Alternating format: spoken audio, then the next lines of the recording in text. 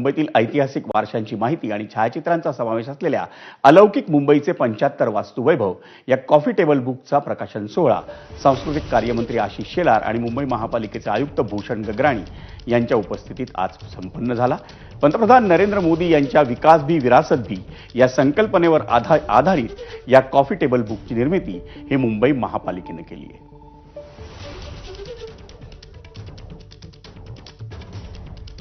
अलौकिक मुंबईचे 75 वास्तू वारसा या कॉफी टेबल बुकच्या माध्यमातून मुंबईतल्या 75 ज्याला आपण वारसा, जागतिक वारसा किंवा महत्त्वाचा वारसा, ऐतिहासिक वारसा असलेल्या वस्तू आणि स्थळांची माहिती ही जगासमोर, महाराष्ट्रासमोर, भारतासमोर आपण आणतो।